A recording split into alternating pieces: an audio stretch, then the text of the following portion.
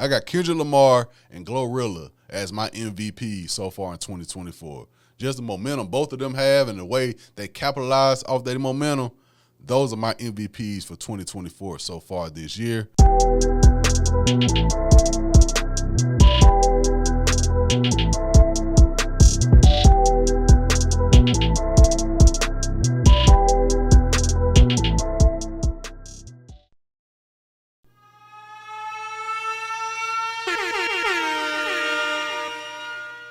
Top of the top, episode 253, Stash House Podcast. Your boy Tyler checking in. First time listeners, thank y'all for tuning in. If you tune in weekly, salute. And this is just an episode. Some topics you may want to hear about. Thank you as well. Podcast available on all streaming platforms. Apple Podcasts, Spotify, YouTube. Subscribe to your preferred streaming platform. Subscribe to the YouTube channel. Like this video on YouTube. Tell a friend to tell a friend. Check out this podcast. Follow the social media sites as well. Hope everyone had a safe couple of weeks. Stay safe, drink plenty of water. It's hot as hell outside. That goes without saying. Damn near 100 degrees. I don't care what the temperature reads, 75, 84. It's damn near 100 degrees. So y'all please drink plenty of water and stay cool as much as possible. First episode in 2 weeks. Feel like 2 months, honestly, but just a few days and a wake up. So I'm back, mid-year special. But the last episode I did was about the NBA Finals, giving y'all my preview. Boston Celtics secured their 18th championship, so shout out to the Boston Celtics. They defeated the Dallas Mavericks in 5. Shout out to them. Staying with the NBA real quick because I'm going to talk about this way much down the line. My Los Angeles Lakers, we've hired J.J. Redick as our head coach. Yeah, so that happened. Like I said, I'll talk about that more down the line, definitely. But this week, mid-year special, talk about my favorite albums that dropped so far this year. I'm going to talk about some albums I'm still anticipating, albums I felt like underachieved, and I'm going to talk about some new artists that came on the scene so far this year as well. So sit back, relax. Y'all know what I do with this episode, nothing but music. And let's get right on into it. So I'm starting with my favorite albums so far this year. I got some honorable mentions as well. And while doing my notes for this, it just had me thinking like, damn, if I enjoyed this many albums so far this year, I can only imagine how this list will look in December when I do my end of the year episode. So it's going to make for a very, very interesting year in music. It has been a very, very interesting year in music. Some of these names you're going to hear more than once, obviously. Some of these albums and artists I'm going to go more in detail with. Others I just may mention and keep going. But yeah, y'all know what I do with this, and let's get on into it. Starting with my honorable mention. I got 5 honorable mention albums that I enjoy, but they just didn't crack my top 10. First off, Don Toliver. Don Toliver Hardstone Psycho album came out a few weeks ago. Don Toliver is just consistent. I said that last year with his Love Sick album. I was surprised he came back so quick with this album. And it had me think, it's like, damn, Don's dropping like he's trying to get out of a contract. So his consistency, and he's constantly dropping projects that achieve as well. Like, it's not like a mind-blowing experience, but it's like, damn, you went from the Love Sick album last year. You came back with this Hardstone Psycho, like a biker theme that he had. On Tidal, it shows it's broken down in like 4 parts, so I'm not sure if that was something he was aiming for, but at least on Tidal, it shows 4 different parts. I didn't really gauge, like, what's the difference. I didn't look that deep into it, but he dropping like he's trying to get out of a deal, and he signed with Cactus Jack, Travis Scott label. A lot of people are saying, you know, with Travis dropping Utopia last year, that really wasn't as crazy as we thought it would be. It's Don, like, catapulting himself above Trav. That's the conversation I've been seeing. I still think he has a ways to go because not only is Travis gave us some albums that we enjoy, but his shows are absolutely crazy as well. So Don, I think the next album he comes with may be the one, even though, like I said, Life Over Don I really enjoyed. Love Sick I really enjoyed. This album I really enjoyed. But to the masses, I don't think he's still a name that, you know, everybody grab onto. Unless you say, yo, he's the guy that was on Astro World. He signed with Travis Scott. He's still on if you know type of basis in terms of the masses. but I personally enjoy his music a lot. He's very, very consistent, like I said, and we'll see where his trajectory goes. Because this Hearthstone Psycho, the Glock record, he has this ability, and that's a few artists. It's not just a Don Toliver thing. It's a few artists that have songs to where you know on your first listen, I love this song. Not on the, I think I like this song, let me run it back. When I first heard the Glock song on this Hearthstone Psycho, I was like, yeah, I love this song. He just has that effect on people like me, I guess, with that vibe that he comes with. So shout out to Don Toliver. Next up, honorable mention, I got Gunna, One of One. The One of One song on this album, we switch a position. Like I said, that Gunna flow he does, it just like, okay, I fuck with it. It sounds the same, at least on this album. It are songs that sound the same. I said that when it first came out. But going back and listening to it, that One of One song, that Trees, the back in the A, it just, when he get into that flow and he just keep going, it's like, damn, this boy Gunna spit. And I really hate the fact that when everything happened with Gunna getting released from jail and everything last year, how people we thought he was close to just, you know what I'm saying, pushed him to the side and just disowned him, basically. It's like, damn, bro, y'all could have just had a conversation on the phone. Y'all running with Twitter logic and everything. This man is too talented to get disowned. He's on the sold-out tour and everything. And I'm like, damn, see what happened when y'all just go with the internet and don't come up with your own synopsis of a person or have your own thoughts of a person, like reach out to that person if you personally know him, because he's very, very talented. And the One on One album, he just keeping his momentum going. And like I said, when his album first dropped, I would like to see, I ain't gonna say switch up the lane, because I mean I'm perfectly fine with him doing this. That's the lane he's just gonna pick and choose and just run with it. I'm cool with it. I'm on record saying I'm cool with certain artists just staying in that one lane, staying in that one pocket, and just have success with it. I'm not mad at it, but I mean that flow is just captivating. That One on One, damn. Like, I rewind that shit back, and that second verse, he said, we switch a position. He just be going. So shout out to Gunna, the One on One album. Next up, we going to the West Coast. Blue, Bucks Clan, and Hit Boy. Biggest out the West. And how I got onto this, of course, with Hit Boy, everything he's been doing the past few years with Nas. And when a producer go on a run like that, and then they go with another artist, say, yo, y'all, I'm on this album, I produced this whole album, y'all check it out. I feel like I'm obligated to check out the album. Like, okay, if you did this with Nas, I feel like you co-signed to somebody else. It's like, okay, let me check them out as well. And Blue Bloods Clan, very, very talented duo out in Cali. They came out to the Kendrick Lamar show as well. I'm going to talk about that a lot more, too, later on this episode. Y'all know I got to talk about that. But this album is great. The only drawback I saw from this album, from their fan base, at least on Instagram, they was like, no, this ain't what we wanted from y'all, and y'all should go back to what we love y'all for. And the other songs I heard from them, it's like, I don't see the big difference between that and what Hit Boy was doing production-wise. I'm not sure what the situation was with that, but they previewed a song on their Instagram called Bubba Wallace, and that shit sound hard.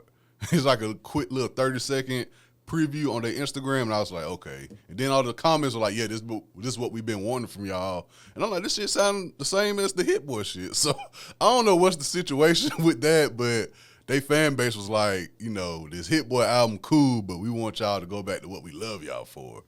But Hit Boy did his thing on this project. Big Blue Butts Clan, biggest out the West. Y'all check it out. Next up, staying with Hit Boy. Hit Boy, his dad, Big Hit, and Alchemist. Black and White's project came out. Those three have been working for the past few years. Hit Boy, his dad, Big Hit, that don't get talked about enough in the hip-hop world, that Big Hit came home from jail. His son, Hit Boy, producer. They doing projects and songs together. Father-son duo. Black men at that. That's not getting talked about enough. But Big Hit is rapping like he damn 16, 25 years old.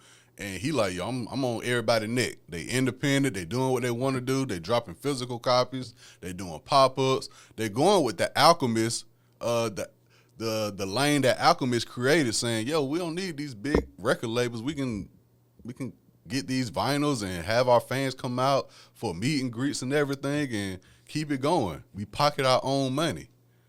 So I love that independent mindset. That was something I was looking forward to coming into this year. Artists doing more straight to the fans rather than streaming, and they're taking full advantage of it. I just love their business mind first outside of the music. So Big Hit, Hit Boy, Alchemist, Black and Whites, and it's a solid project. A very, very solid project. I really enjoy it. And lastly, for my honorable mention, Conway the Machine, Slant Face Killer, everything Griselda do. Like I said, with Conway, at this point, the bars is never in question. It's just simply, are you going to give me the Griselda sound I enjoy, or are you going to give me the quote-unquote commercial sound that a lot of people outside of your fan base is saying this is what Griselda members should do? Personally, just stay in that Griselda lane. Give me Alchemist beats, give me Conductor beats, give me Derringer beats, and I'm happy. I'm never questioning the bars or nothing like that, but just give me the underground sound. Give me the boom bap sound. And like I just said, you got your fan base. They're going to buy the albums. They're going to get the vinyls. They're going to go to the shows, get your merchandise, go to the meet and greets.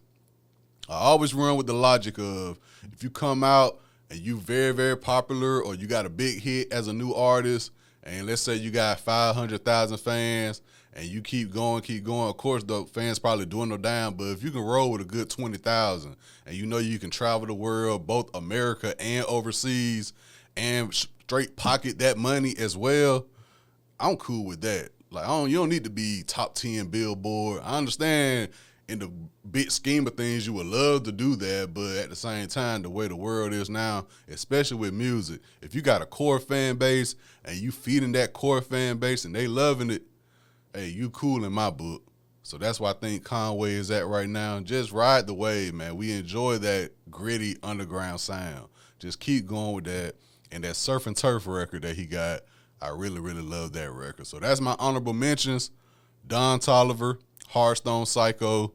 I got Gunna, One of One, Blue Butts Clan, and Hit Boy, Biggest Out the West.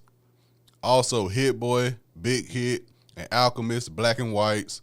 And I got Conway the Machine, Slant Face Killer. Now let's get into my 10 favorite albums so far this year. There's really no order in this, but honestly, outside of the top 2, I'll say. But there's no order in terms of 10 to 3 or nothing like that. Number 10 and number 9, I'll say. 2 albums that recently just dropped that's perfect for the summer vibe. First off, we got Anderson .Paak and Knowledge, No Worries, with the Why Law album. Shout out to my boy AJ. He put me on Knowledge years ago. And this album, I was anticipating either a No Worries album or a Free Nationals album. And I'm glad I got this No Worries album. Incredible vibe for the summertime. And it's definitely going to stay in rotation for the rest of the year. It's just an album you just press play and just let it go. Let it go. Nothing to look deep into. Nothing to be like, let me hear what he say on this song. Let me hear. None of that. Just enjoy the good music. Water some damn plants. Do a puzzle. Set up a Lego set. Read a book. Watch TV. Take a drive at the airport, on a flight, on a boat. Go fishing. Do whatever you want to do. Go roller skating, skateboarding, bike. Whatever you want to do. This album fits that for the summertime. And then when the weather calm down, cool out a little bit, whether you in the snow or just 30-something, 20-something degree weather, this album is going to fit that vibe as well. Anderson .Paak, Knowledge, No Words, amazing chemistry. That goes without saying. Amazing chemistry. Knowledge production on this is outrageous. It's outrageous. I actually tweeted on Twitter the other day, I feel like every day I listen to this album, I have a new favorite song. The Fall Through record, Out the Way record, shit, even the intro with Dave Chappelle is hard. So there's no complaints with this album. Next up, another album. I want to say these albums drop back-to-back weeks. K-Tronada, Timeless album. You play those 2 albums back-to-back in the summertime, I better not hear one complaint. It feels like 100 degrees outside. You play these songs back-to-back. These albums back-to-back. The temperature may drop to just 75. Cloudy, windy, 75 degrees. These two albums are amazing for the summertime. Like I said, first, Anderson .Paak, Knowledge, Wildlog, going to Kaytranada now, Timeless. I saw Kaytranada tweet with this album. Most of the production was done when he was 17, 18 years old. I'm not sure how old he is now, but I'm only guessing he means like these like probably 10-year-old beats, 15-year-old beats. And going back and listening to it after that tweet, it does kind of feel that way. It feels like a regular Kaytranada album. And I say that because if you want to say the dance music, the house music that Kaytranada makes, you would think in 2024 it'll sound more, I guess, futuristic, I guess, if you want to say that. But it's still just the Kaytranada vibe that we all love. It's in the pocket again. You really can't complain about the album. If you want to dance to it, I saw a TikTok video a young lady posted yesterday. She's a DJ, and I'm not sure where she's located, but she was like she was DJing a rooftop party. And somebody was like, she said somebody came up to her and was like, hey, they want to dance and whoop-de-whoop. She said, well, I'm playing Kaytranada. If y'all can't dance to Kaytranada, I can pack up my shit now and leave. And that's basically how I feel. Like, not to knock nobody, but where I'm at, where I'm located, I know for a fact I'm not about to hear no Kaytranada if I were to go out. You know what I'm saying? Just I know where I'm located at. I know the DJs, the music they play, the crowd that they attract as well. I'm damn sure not about to hear no Kaytranada down here where I'm at going out unless I hook up my phone to the aux cord. But being somewhere I can guess like New York, Florida, even Texas, Cali, definitely, I would guess if you go to a rooftop party, the DJs will play some Kaytranada, and that's what I'm looking for the summertime. If I'm able to go somewhere, I'm like, shit, this DJ might play some shit that some real deal summertime vibe, and this Kaytranada, damn it, I might get out that bitch and do a 1-2 step. You know what I'm saying? He just got that vibe, and the artists he puts on his albums, a lot of them I'm not familiar with. It makes you go listen to their music as well. I think the only one I recognize is Don Toliver and Tinashe. Just off the top of my head, I know Don Toliver and Tinashe, but he has these R&B singers on there where you like, damn, unknown. Like we talk about in hip-hop, like we missing the unknown woman on the hip-hop songs. Kaytranada is finding these women and bringing him on their albums, and hopefully they catch the eye of other people. So I really love what Kaytranada been doing with his career. His boiler rooms on YouTube are the most popular boiler rooms to exist. So Kaytranada, Timeless, going with the Anderson .Paak and Knowledge album, you really can't complain in terms of summer albums. They giving it to you. So shout out to them. Next up, going to the different lane now. The next two artists are two artists I've seen live this year. First off, we got Bodie James, Penalty of Leadership, produced by Nicholas Craven. Bodie James, again, one of those artists, he's like one of my favorite artists since 2020. He's one of my favorite rappers since 2020. Just his flow, if you want to call it nonchalant, he just be vibing, but the raps just be some pain or some drug dealing shit. You just be like, damn, this nigga lived a life. You just be like, damn, Bodie lived a life. Coming back from his fatal car crash as well, I was happy to see Bodie James live. Like, that was one person I was like, yo, if he hit the road, I definitely got to see him. And the fact he went on tour with Benny the Butcher, I was like, yeah, that's a 2-for-1 for me. And seeing Bodie James perform songs that I was listening to during this time of the year, and just keep in mind, everything that's happened with me this year, a lot of these albums hit a lot different. And Bodie James definitely had it. That No Pun Intended song is one of my favorite songs this year. It's like, I was listening to that song at a very, very dark time this year. You know what I'm saying? So seeing him live and be able to be like, yeah, I seen one of my favorite rappers live this year. You know what I'm saying? So Bodie James, Nicholas Craven, Penalty of Leadership, definitely been in my rotation this year. It dropped in January, so it's still in heavy rotation for me. Next up, Benny the Butcher, who Bodie James was on tour with, saw him live this year as well. Everybody Can't Go. Same thing I said about Conway. At this point, because Bodie James is going to give me what Bodie James give me. Westside Gun, for the most part, is going to give me what Westside Gun gives me. But Conway and Benny the Butcher are the two Griselda members where I'm like, y'all just stay in that pocket that I love y'all for. Y'all got the fan base already. You probably lose some fans if you were to go to the quote unquote mainstream commercial route. So what Benny did on Everybody Can't Go was he gave me a little bit of both, but with the Hit Boy and Alchemist production, it was mainly that Griselda sound, that Benny sound that I enjoy. The Griselda Express song with Westside Gun. Why shoot like that? That's my shit. The intro, the Jermaine's Graduation, hard record. So Benny the Butcher, Everybody Can't Go, gave me what I needed. Got the Wayne verse as well. Very, very slept on album in my opinion this year. Benny definitely delivered, especially like I said, after all the talk of are they gonna try to do the mainstream sound. The track with Wayne is kind of mainstream, but he's still giving you kind of that underground sound, and it was great to hear Wayne on those type of records as well. I would love to hear Wayne more with Hit Boy and Alchemist.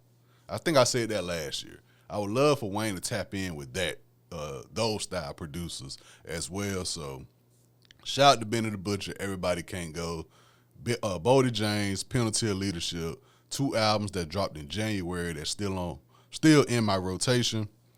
Next up, I would say this is a controversial pick, but outside of the obvious, it's still a great project. J. Cole Might Delete Later. J. Cole's Might Delete Later, with everything that's transpired within the past few months. Of course, we know the situation. J. Cole, he had the record aimed at Kendrick Lamar at the end of this album. He apologized for it, not even 72 hours after the fact. And I think a week later, he deleted it from streaming sites. But, of course, with the power of YouTube and everything, I'm sure you can still find the song somewhere. But outside of that, it doesn't take away the fact that this album is still good. You know what I'm saying? Even with that song, I was still like, it's still a solid album, in my opinion. It's been a lot of questions of how did this affect J. Cole's career and whoop-de-whoop. What it comes down to for me, being that he apologized for that record, then deleted it, it was a mistake. I said it was a mistake to even put the song out, then apologize for it. If you go put it out, stand on it at your own festival in front of your hometown crowd. But it is something like, yeah, J. Cole has a great career. He had great albums, great songs, great features. But when it came down to it, he did back out. I don't know what you take from that, but that's how I look at it. It's like, if somebody say, Tyler, what you think about J. Cole? Man, J. Cole, he's a great lyricist. He got great albums. He got great songs. Great features. He can get on track with anybody and hold his own. But when it came down to it, I was disappointed that he took that route in terms of the Kendrick Lamar situation. I was like, bro, just stand on it. Like I said, I don't think the song was as as menace or nothing like that. It was just a track taking shots at somebody. Like, it wasn't nothing. He didn't threaten the man or nothing like that. I don't think Kendrick took it away. It's just like, bro, like, cool. I'm about to come back at you, but cool. I'm not sure what the situation was. And of course, like I said, these artists, they don't do interviews like that, so we really don't know what he was thinking during that time. Maybe we'll find out later this year, maybe not. But outside of that, J. Cole Might Delete Later, I did enjoy the project, and it's still a project I go back to. With that song on it or not, I still enjoy it. So it is what it is. Next up, going to the R&B lane, Bryson Tiller, self-titled album. Still a very, very solid Bryson Tiller album. Not getting enough love, not getting enough attention in my opinion. He's on tour right now. He did a string of interviews a couple weeks ago that I want to talk about, mainly the Breakfast Club interview. And they were just asking him because it was like the first real interview I've seen from Bryson Tiller. Yes, he done other interviews in the past few years, and especially when this album came out, but everybody knows if you got a Breakfast Club interview, that's the one I'm going to go to first. And it was just crazy to hear how everything, even from the start of his career till now, it's like, okay, it makes sense. It's like I just said with J. Cole. We don't know what he was thinking because he doesn't do interviews. The fact that Bryson Tiller did this interview now, it was like, bro, if you would have did this when Trap Soul came out, you might have been looked at a lot different. Because he was like, when Trap Soul came out, for one, he was like a lot of bad reviews. And I don't recall that because by the time I got on Trap Soul, it was already back when Snapchat was popping. It was all over Snapchat and Instagram. So I don't remember when it first came out seeing the reviews, but he was like, it was a lot of bad reviews, got depressed. And then he was like, when he started popping, he was getting death threats from his hometown. He was like, he would be out of town and he'll have like a Ring camera or something at his house. And he was like, yeah, my daughter and my girlfriend will be in there asleep. And he like, people come to the house and leave dead animals on his car and shit. I was like, bro, what the hell you got going on? Like Charlamagne asked, like, bro, where you from again? He was like, from Kentucky. He was like, they're leaving dead animals on. He like, they leaving dead animals on his car. They calling the people. I'm not sure the name, but they calling the people when people suspect you're threatening your child or harming your child. I guess defects, I want to say, something like that. He like, people will call and say, yo, he's doing something with his child. He said people come knock at his door, just walk in and just be like, I heard you abusing your child. He like, yo, y'all can't like call me first or like not. He like, no, when it's something like this, they come right in your house. And he was like, bro, I'm not doing nothing with my child. Like, they talk to the child one-on-one. He was like, he had to leave his hometown. I was like, damn, this is like when Trap Soul came out. So he was like, from Trap Soul, he was depressed. And then when Wild Thoughts came, he was like, Khaled was on some shit like, bro, put it in the music. He like, Khaled, like, he just didn't care about, like, he was going through shit. So he was like, really, basically from Trap Soul to now, he's just now getting to a point where he's like comfortable in life. And I'm like, damn, like, we just don't know what these artists go through. He was like, pandemic hit them tough and everything. It's like, we just don't know what these artists go through. All we hear is the music and take from that as we will. But yeah, man, that Breakfast Club interview, Bryson Tiller, if you haven't, check it out. He said some deep stuff, and I was like, yeah, bro, I can see why your career, the route that people thought you was going to go on from Trap Soul because it's such a massive album to now, it's like, okay, it makes sense because you've never really been comfortable in this position before. So I understand it. It was like, it was very eye-opening. If you haven't, check out that Bryson Tiller Breakfast Club interview. But back to this self-titled album. It's a very, very solid album. Very, very solid. Stay Gold, Attention, Child, the track Victoria Monet. He got records on this album. I'm very happy for Bryson. Like, I was happy when I first heard the album because it felt like, okay, I feel like bruh is in a good mindset right now. And then watching the Breakfast Club interview, it's like, okay, I'm very, very happy that he's in a good mindset. He's on tour right now. I haven't heard any bad reviews about his tour. Shout out to Bryson Tiller. Well deserved, man. After hearing that interview, well deserved. You deserve all the joy that you get in your life right now, man, because you was going through it at a time where you're supposed to probably been the happiest. You were going through it. So shout out to Bryson Tiller. Next up, Glorilla. Everything. I take very much pride in this Glorilla pick because when she first came out, I was like, yeah, she popping. She probably next up right now in the women wave. And people was like, Tyler, relax. She just came on the scene, woo-de-woo. And I was like, yeah, but she got a good backing with Gotti, CMG. No matter what you think about it, if you give Gotti, if you turn in a good album or a great song to Gotti, he gonna make it what it is. He gonna push it and he gonna do what it's supposed to do. And then she got that Memphis sound with the Take Heat type of vibe to it. I was like, it's kind of hard for her to miss when the beat's that hard. And the women seem to love everything she does, almost. I say that because it came to a point where after she came on the scene and she was loved, she got into that lane, she was doing that little cha-cha song, and folks were like, Glorilla, what is this? And for me, being that I do a podcast, whenever it's an artist or something like that I like talk about a lot, or I say I love, especially a newer artist, when it gets to that point where that artist may slip up, quote unquote, fall off for a little bit, you got to take all the punches you can take. There's nothing you can say. And when Glorilla had fell off for that minute, it was nothing I could say. I just had to be like, all right, Glo, come on now. You got to fight back. And what she fought back with, she came back with, I want to say the Med record. I want to say a Med record and a Cardi record, I think she had. And, of course, she had the Yeah Glow record. And now she got the, it's 7 p.m. Friday. It's 95 degrees because women are loving just that one part. And that's all you need nowadays. That's all you need. I'm going to talk about that more when I talk about these new artists. All you need is one little part that everybody loves, and you can make something out of it. Now, Glorilla different because she got other songs and this project, everything, the track with Money Bag, Yo, I really enjoy. She got songs that people know already.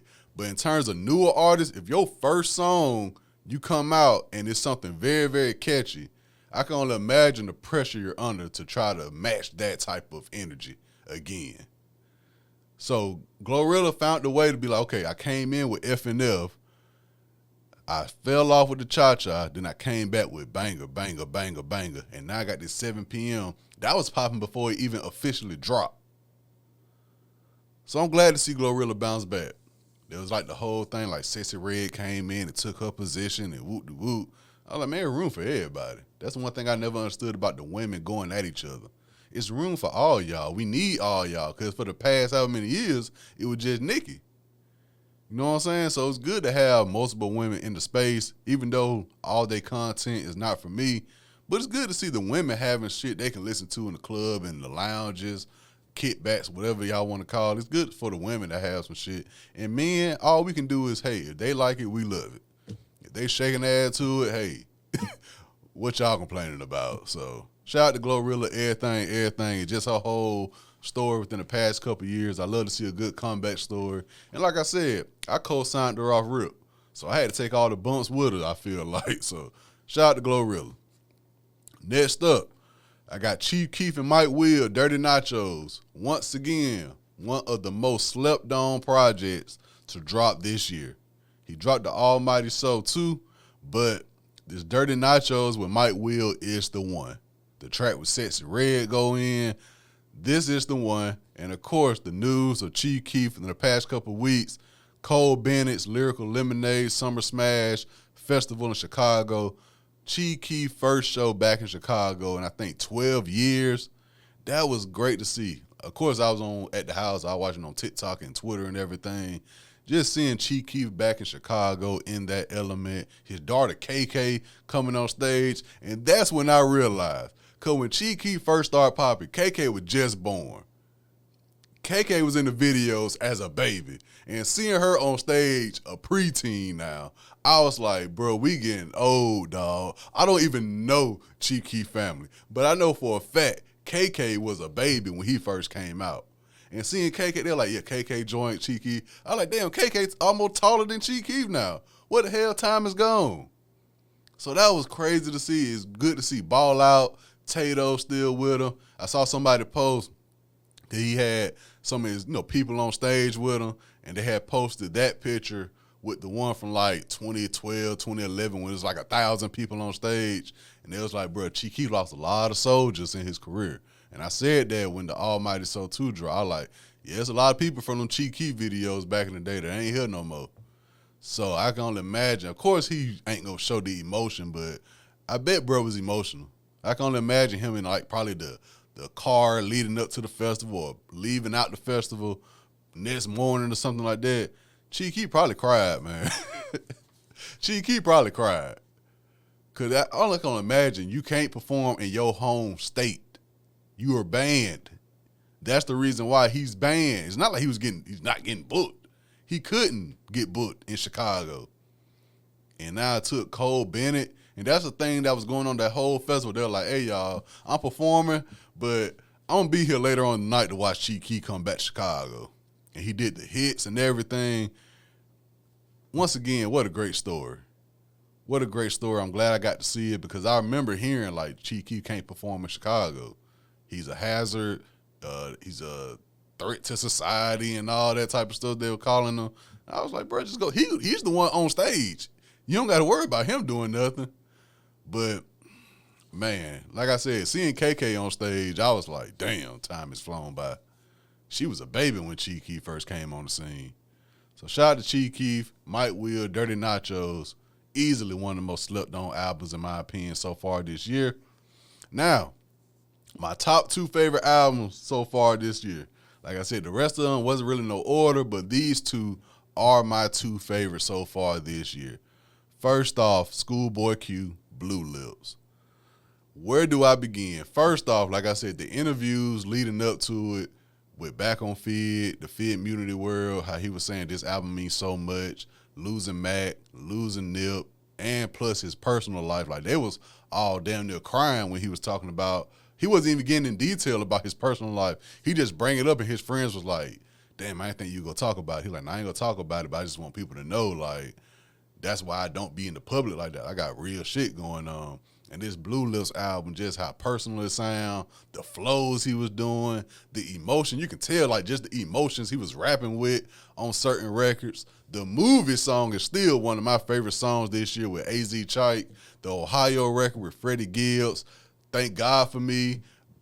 Back in Love with This Shit. All that shit on Schoolboy Q Blue Lips album. Just stay in constant rotation. A great album just to put on the wake up during your commute or something like that. And to top it all off, once again, the Kendrick Lamar concert. Him coming on stage, them doing the Black Hippie reunion.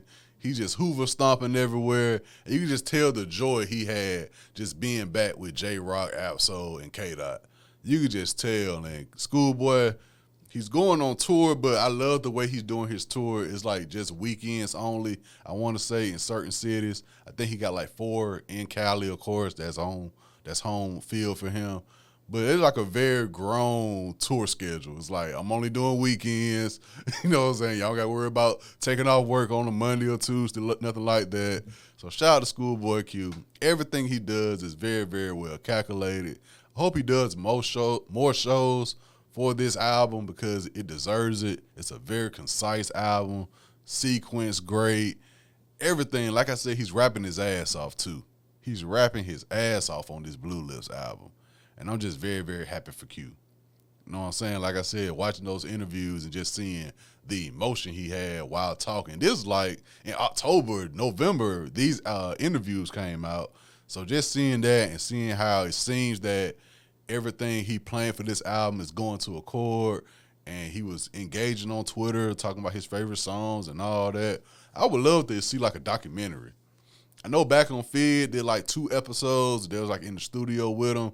They're like 20, 40 minutes, but I want to see like from Schoolboy's point of view, like the making of this album and everything in general within the past few years, honestly. I would love to see like a behind the scenes Schoolboy Q doc eventually, but this Blue Lips, very, very well done, Q, and it's been in rotation for me all this year so far. So shout out to Schoolboy Q. And lastly, my favorite album to drop so far this year, I got Future and Metro Boomin, We Don't Trust You.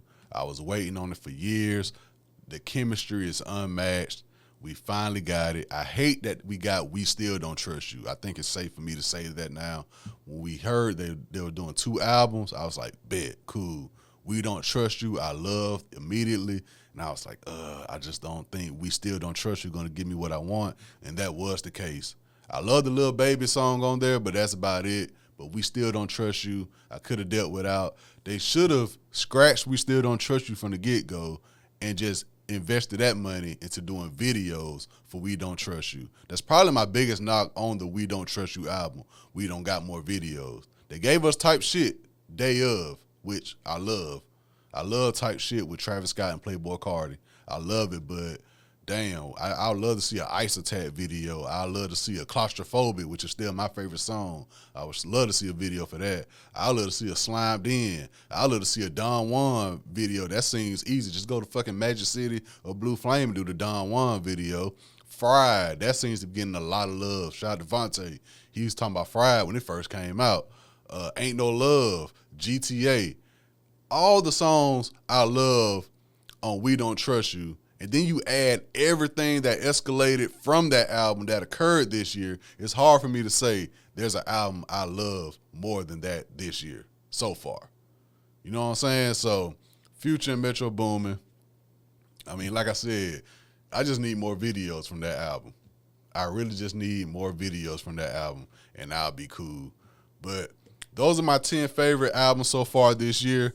Once again, I got Anderson .Paak and Knowledge, Why Loud, got Katronada, Timeless, Bodie James, Nick Craven, Penalty of Leadership, Benny the Butcher, Everybody Can't Go, J. Cole, Might Delete Later, Bryson Tiller, self-titled album, Glorilla, Everything, Chief Keef and Mike Will, Dirty Nachos, Schoolboy Q, Blue Lips, and Future, Metro Boomin, We Don't Trust You.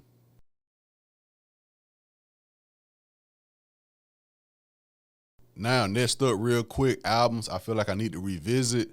First off, Party Next Door, P4. I was very disappointed. My first few listens when it first came out, yes, his songs on there I enjoy, but it just didn't do it for me. Being that it was so highly anticipated for me, because I'm a Party Next Door fan, it just underachieved and didn't give me exactly what I needed from it. Like I said, the production seemed very, very dull, very, very safe.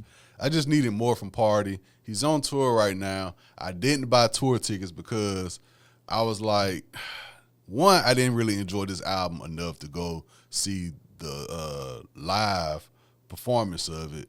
And two, his overall stage presence just doesn't do it for me. If he would have come out and say, yeah, y'all, I'm doing a P1, P2 anniversary tour, pull up, I'll go off the strength of I love P1 and P2. But when you tell me you're going on tour for P4, add on, I'm not really cool with your stage presence. Plus, you might not do the classics that I enjoy. He's doing the classics, but not all of them. Like I said, if you're doing the classics, go all in. Don't just give me the What's Good and the Her Way. I love those songs, but I need more than that. I need the classics. So, Party Next Door, P4, I will revisit it eventually, but just didn't do it for me the first few listens. Like, it was cool, but for the anticipation I had, he definitely underachieved. And plus, everybody should know he played with his nose, by the way. I love Kendrick. The fact he said it, I was like, everybody knows that. I'm going to be honest with y'all. When he said that, Not Like Us, Party playing with his nose now, Party been playing with his nose. Everybody knows that. But shout out to Party Next Door. Next up, the Vince Staples album that came out. I got to revisit. I love the Ramona part, Broke My Heart. I think I only ran this new album once, so I got to revisit it. And lastly, the 21 Savage album. I heard it like once or twice when it first came out. I know I love the song with Doja Cat. That's like the only song I really go back to, but I haven't gave it a full listen in quite some time. So I got to revisit the 21 Savage album as well. Now, some of my favorite artists so far this year. If you want to say the MVPs so far this year, Kendrick Lamar. Only one place to start with that. Kendrick Lamar, the battle everybody been waiting on, Kendrick versus Drake. Kendrick came out on top. No questions about that. If you still question it, I don't want to talk music with you no more. And recently he did the Ken and Friends concert at the Forum. I talked about it on my TikTok. Just what a victory lap.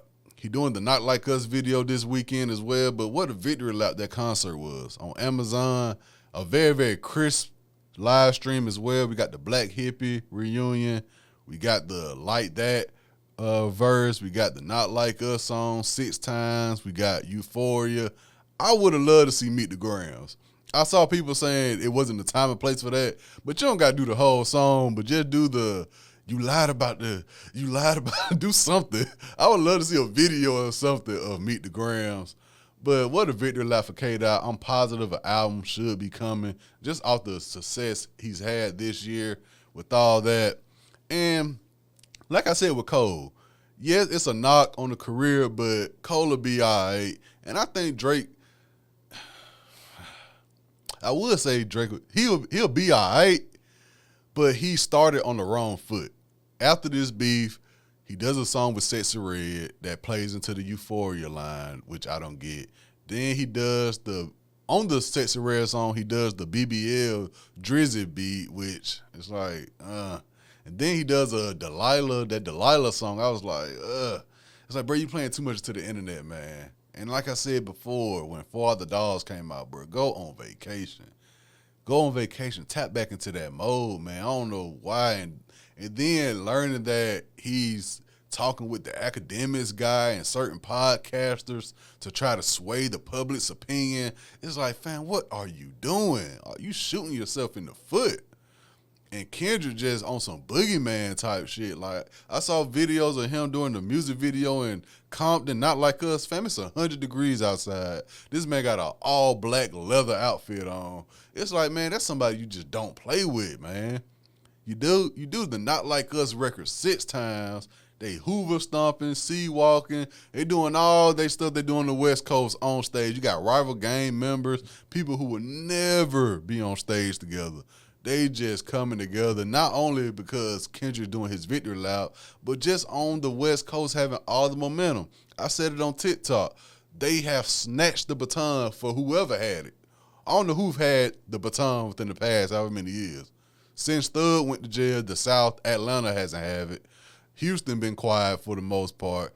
Tennessee, they slowed down a little bit. Florida slowed down. New York, damn sure didn't have it. Philly, damn sure didn't have it. So the West Coast colleges snatched the baton. And most of the artists on stage I was familiar with, not all of them, Kendrick just put on for his coast, man.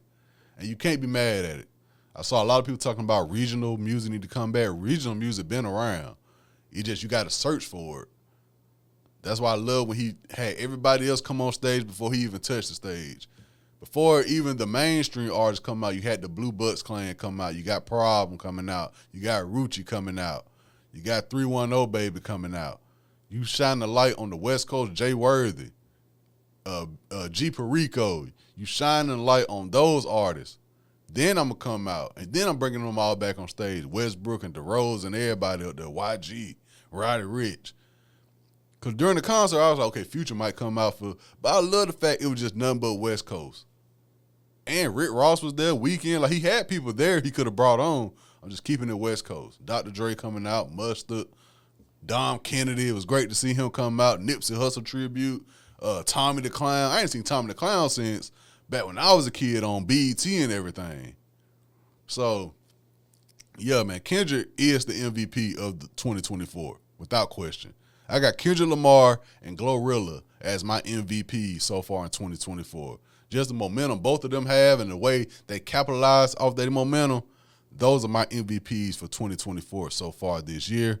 Shout out to Glorilla. Shout out to Kendrick Lamar. Future, outside of the fact that We Still Don't Trust You, I could have dealt without the fact him and Metro Boomin linked up, gave me We Don't Trust You, an album that stayed in my rotation this year. I'm throwing Future in there as well. Chief Keef doing the whole Chicago show, Almighty Soul 2, Dirty Nachos, everything Chief Keef got going on this year. I'm throwing Chief Keef in that MVP race as well. And for R&B, I'm going with Ye Ali. If you're not already tapped in with Ye Ali, tap in with Ye Ali. Very, very dope artist. Been a dope artist for some years now. He's dropped a lot of projects too, by the way. And he got different series. You know how artists got series, like Wayne got the Carter and all that.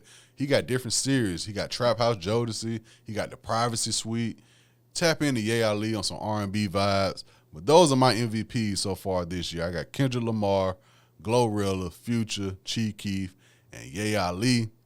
Some new artists that came on the scene, and if I'm late, if they came on the scene last year or 2 years ago and I just wasn't up on them, let me know.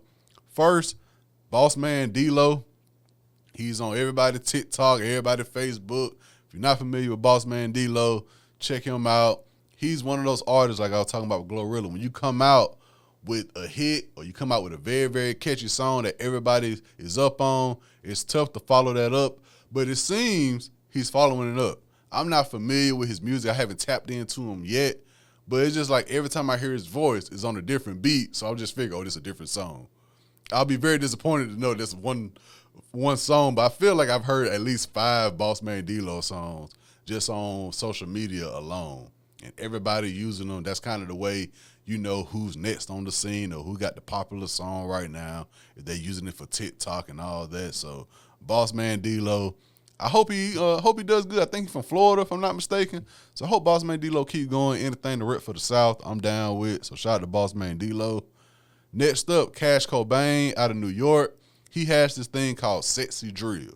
Like, I know that got the drill music, but he does the sexy drill. You go on his Instagram. He always saying, yo, I'm at a function. I got a few of my homeboys, and it's just us with, like, a lot of women. So his ratio is very, very, shout out to his ratio. You know what I'm saying? Can't be mad at that. But the only thing with that is it is kind of repetitive. You know what I'm saying? His songs I enjoy by him. I love his flow. But it can be a little repetitive, and it gets to the point of where you asking, okay, what's next? You know what I'm saying? He kind of come off the A Boogie tree. It's kind of weird to see A Boogie kind of have his own next generation. It kind of puts you in that A Boogie kind of mindset. And him and A Boogie got a song on A Boogie new album that I really enjoy. But the thing with Cash Cobain is like, okay, what's next? It's cool for the summertime. It's definitely gonna live the rest of the summer. Like that style of music that he's doing is what the women love. You know, they got the Don Julio and all that. It's what the women love. But now it's like, okay, what's next afterwards? So I'm looking forward to Cash Cobain. Like I said, there's nothing with Cash Cobain I've seen where I'm like, I don't fuck with or nothing like that. I really enjoy the wave he got going.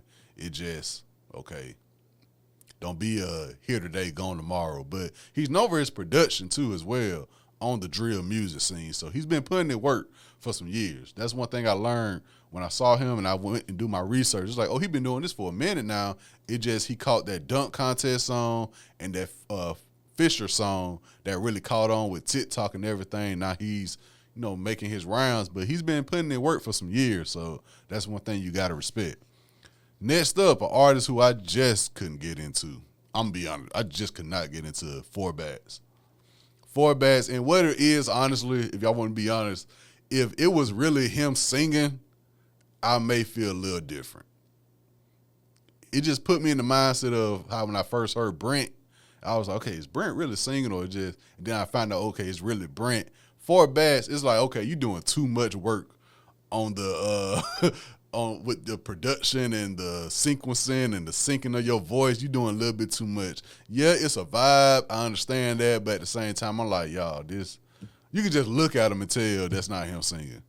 I don't know what it is. It's kind of like how Nav was back in the day. It's like, okay, you're doing a lot of work with your voice. I get it, but at this point in my life, it's like, okay, I'll take it for what it is, and I just go on about my day. If it's cool, it's cool. Somebody put it on, I won't be like, turn it off, but at the same time, it's like, I don't get the hype. You know what I'm saying? I don't get the hype with Four Bats. I get it, but I don't get it at the same time. You know what I'm saying? So, yeah. I see people post the songs, but his wave has definitely went from up here to down here within a matter of months, in my opinion. So, shout out to him. Keep doing your thing, young man, but not for me. And lastly, the Tommy Richmond kid, the $1 Million Baby song that's been going crazy. I'm gonna be honest with y'all. I have not heard that song all the way through yet. I just heard that one part that everybody keep playing. It's come off as one of those songs where I'm like, okay, it's a cool song. Everybody like it, but I'm not about to do my research and look into more about this guy just because of that one song. I need more than just one song for me to be like, okay, cool. And that's the thing I was saying with Boss Man D-Lo. It was just I keep hearing different songs, and I'm like, okay, he must be doing something right. So Tommy Richmond and Four Bats, I just don't get it right now. Of course, they got plenty of time to make up for it, but we'll see how that goes. And lastly, albums I'm still waiting on to drop so far this year. To my knowledge, the only only two albums I've seen that probably for sure come out. A$AP Rocky announced he got an album coming out in August. We'll see how that goes. I haven't been impressed with A$AP Rocky in some years in terms of his albums because Testing was like, 2018, and that didn't do it. So very curious to see. I'm not sure what's up with A$AP all around, just the whole crew. A$AP Ferg done dropped A$AP from his name. And like I said, Sims Yams passed away, that whole clique. I mean, they had the Cozy Tapes, which I love, the Cozy Tapes 1 and 2, and it just seemed like they put them out. It got a great reception, I feel like, from fans, especially the first one. The first one got a great reception for fans, but they don't capitalize on it.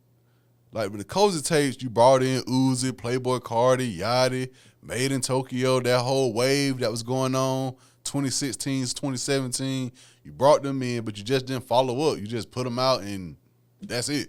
You did Lamborghini High, put that on my set videos. The next, when you come back, Cozy Tapes 2, you got the Please Shut Up. You got the track. That's the track with Gucci. You got the track with Chief Keef, the Blow Minds. Like, both of the Cozy Tapes are incredible. But that don't make me excited for a new A$AP Rocky album. So I'm looking forward to see how it turns out, but I'm not anticipating it. It's like, okay, coming out in August, cool. I'll worry about that when we get to it. And next up, we got the Clips. They announced that they got an album coming out soon as well, a Clips reunion. Definitely looking forward to that. And Pusha T, I'm sure he's about to wrap his ass off on that. But albums I'm anticipating to come out, hopefully we get them. I haven't heard anything yet. First, like I said, Kendrick Lamar. I need a new K-Dot album. If you asked me in January, will we get a new Kendrick Lamar album this year, I probably would have said no. But after everything that's transpired this year, I think we're getting a new Kendrick Lamar album. I hope we get a new Kendrick Lamar album. Next up, J-Rock, TDE. I've been waiting on J-Rock for the past few years. The Redemption album in 2018, still one of my favorite albums. Go back to that on a regular basis. Playboi Carti.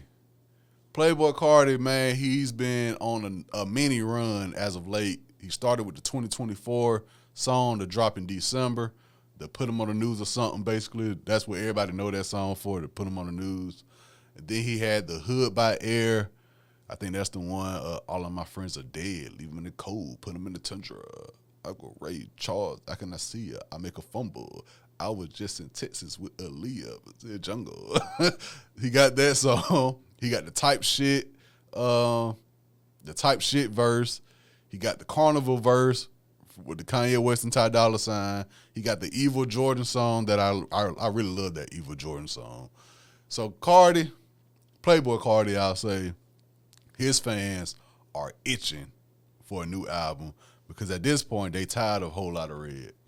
They played Whole Lotta Red. They went to see Whole Lotta Red perform live in person. They went to go see Whole Lotta Red at Rolling Louds. They tired of Whole Lotta Red. He had to cancel his tour he had for this year because his fans were like, no, we thought you were going to drop an album, then go on tour. We didn't think you were going to go on tour for the songs you already did. We waiting on new music. So he had to cancel his tour because his fans wasn't buying tickets. They ready for the new album.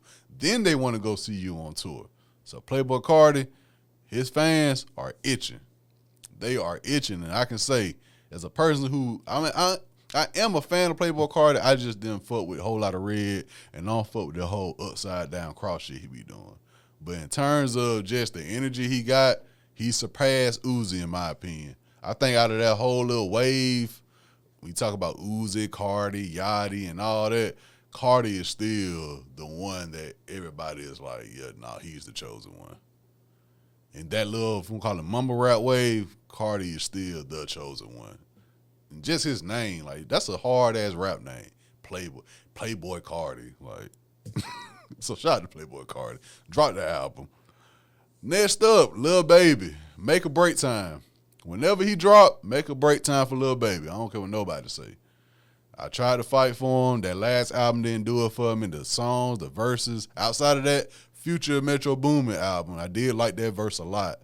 You need to take that momentum and go with it. But everything I've been seeing, and then when it comes to the point where Twitter and Facebook start turning on you, that's when it's make or break time. And it's crazy how quick that came. Like I said, all the way up to My Turn, he couldn't miss in my opinion. After that album, I forgot, I think it's Only Me or something like that, fans were like, up. And it came that quick. Because the Lil Durk album, I wasn't mad at it. I was like, I just don't see the purpose. But that was pandemic, and all them boys had the PPP loans, and they flossing, they buying jewelry they couldn't afford, and buying designer clothes they couldn't afford. So they capitalized off that time period. I understand that. But after that, It's Only Me album, and then the Gunna came home, and how all that transpired, and you just saw Twitter just turn on Baby. I was like, damn, off one album? Yeah, some verses ain't been all that, but I was like, damn, we already had Make or Break.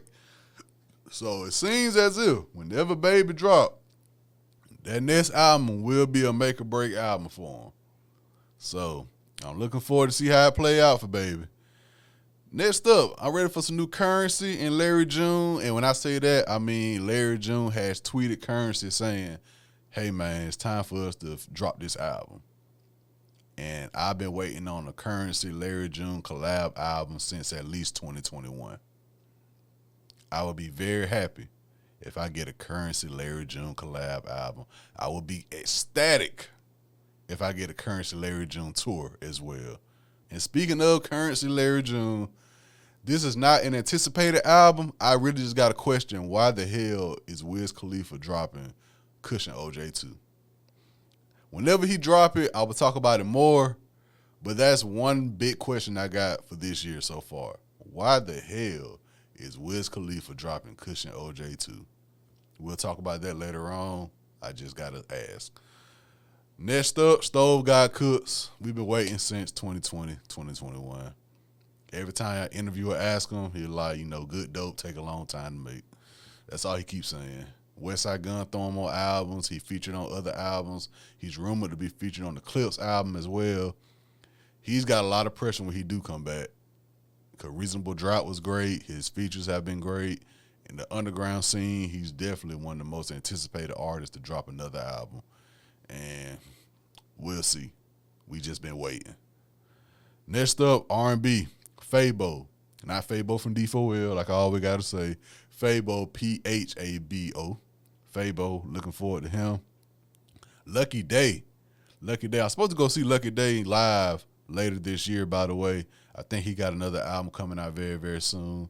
And lastly, just because I love her music so much, I'm going to say Alice Isley once again. I'm really looking forward to some new Alice Isley. Please. Snow Allegra, too. I didn't put Snow Allegra I'm waiting on as well. So R&B, for the most part, R&B, we got Bryson Tiller, Ye Ali drop. Who else? Hold on, let me see. Who else R&B wise? Because I didn't have a lot of R&B. I didn't have no R&B on my favorites except Bryson Tiller. And I mentioned Ye Ali. No Worries if you want to count that. K-Tronada if you want to count that. That's kind of moving the goalposts, but I'll say those two just for argument's sake. Sir dropped this year, but I wasn't really crazy about the Sir album. Who else? That's all I got so far. Destin Conrad, Submissive 2. He dropped, but that's all I got in terms of R&B this year. Not so much. I ain't really been tapped into R&B. Nothing really been coming up on my TikToks or Twitter, nothing like that. So, maybe I need to do a little bit more digging. Blast probably got another album coming out this year. Yeah, Blast, I believe he dropping. So, we'll see a lot more to be determined this year in terms of music, but I'm not mad so far. In 6 months in the year, I'm not mad at music. Normally, we get like a slow start to the year, but with everything that's happened after the Future Metro Boomin album, plus Schoolboy Q, Kendrick, Drake, J. Cole, Bryson Tiller, Chief Keef, there's some stories going around. Alchemist still doing his thing, Hit Boy, Griselda. It's a lot to be looking forward to for the rest of the year. Like I said, some albums already been teased, and it's a good bit of albums that I'm still waiting to hear are they going to drop or not. So overall, I'm not mad how this year has panned out so far in music. And like I said, for me personally, a lot of these songs, a lot of these albums hit very, very different for me this year personally. You know what I'm saying? So if there's anything I missed, any albums that y'all been listening to, any artists, songs, or anything like that I need to check out, please reach out and let me know. But this has been episode 253, Stash House Podcast. But you guys go out, have a great work week. If you're in summer school, handle that. If you're on vacation, be safe, be mindful of your surroundings. If you're in a group, stay with your group, don't wander off. Stay in the AC, stay cool as possible. Drink plenty of water, y'all. Please drink plenty of water, man. It's hot as hell outside. And yeah, man, keep me in your prayers. I'll do the same for y'all. Salute.